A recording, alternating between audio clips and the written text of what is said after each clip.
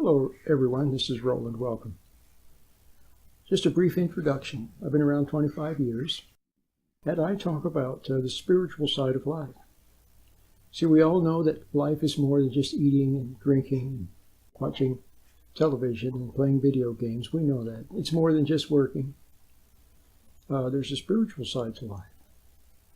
And we all know that we're only here temporarily. We're here temporarily.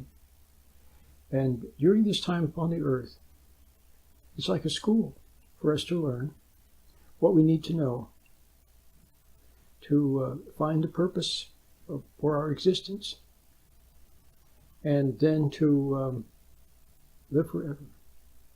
Okay? Now, along the way, God made it so that we can have a lot of fun. We play with our toys and with our pets and have wonderful fun experiences when we're kids, and then when we're teenagers, and then we get married, and we perhaps have a trade, a line of work. It brings us satisfaction, and we learn a lot of things. Okay, and then we have a family, and there's a great adventure, but there's an even greater adventure than just growing up and getting married and having kids and working.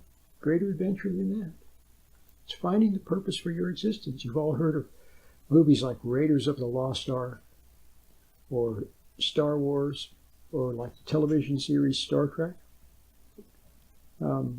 Great adventures. Well, life is like that. It's supposed to be that way. So if your life is not a wonderful adventure, and if you're not getting better. See, the other thing is you should be getting better. But instead you're getting worse. See, you're losing your ideals.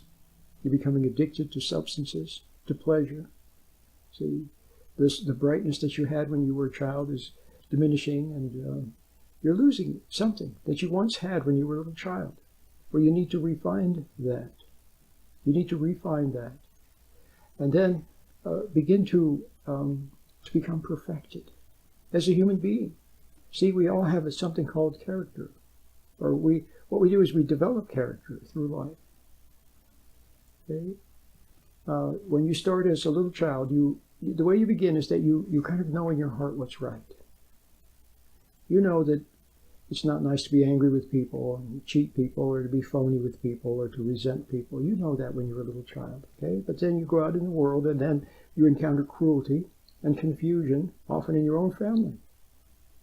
See, you encounter meanness and cruelty, and even abuse, okay?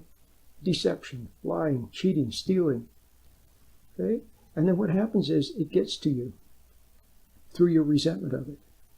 And then you begin to change for the worse. And you begin to change to become like the very ones who you hated, the very ones who did something to you. You become like them. So you don't want that to happen. You have to become a shining light. You have to get better by developing character, patience, long-suffering, kindness, wisdom. See, these beautiful virtues are developed in the face of stress, in the face of adversity. See, what's happened is that all your life you've resented people that were mean, or that were confusing, or they didn't treat you fairly, or who took advantage of you, see?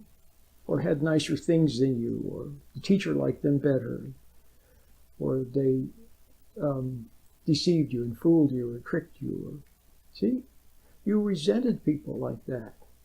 You resented them. But when you resent, you fall away from your ground of good from which you could have flowered. See, that's how you lose your character, mainly through resentment. And of course, doubting what's right. The world made you doubt. Everyone seemed to be getting ahead and doing so well, even though they were lying, cheating, and stealing, and so on. And yet they were getting ahead, so it made you doubt what you knew in your heart, what you know in your heart. But the worst of all is resentment. So now you have to see that you can grow from, you are supposed to grow from stress, grow from adversity. And so when you begin to grow and deal with it properly, every time you encounter a stress, you gain character instead of losing character. So what you need now is a complete makeover. And your complete makeover will happen a little at a time, very slowly, as you develop a bright nature within and a character. See? And then at the end of life, whenever that may be, see? Then you have character. That's what you take with you. You don't take stuff with you. Somebody once said you never see a hearse. You know, a hearse is the vehicle that has the coffin in it when somebody dies. You know, when they're going to have a funeral, they have the hearse, the car that has the coffin in it, and then it goes to the cemetery, and then other cars follow it. You know, and then they have the ceremony there. Well, someone once said you never see a hearse pulling a U-Haul trailer. You never do, because you can't take it with you. You can't take your stuff with you. Okay?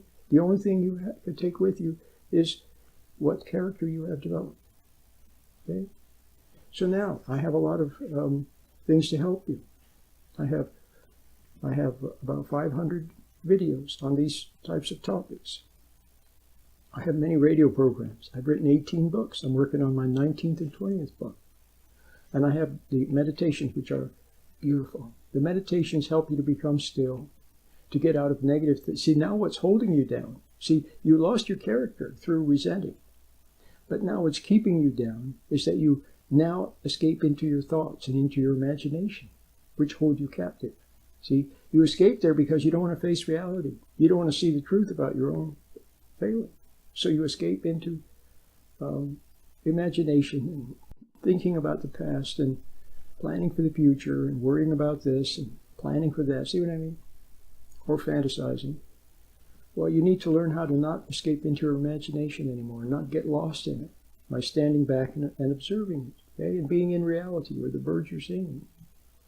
Then you can start developing that character that I have been talking about, and life can become a great adventure for you. My name is Roland.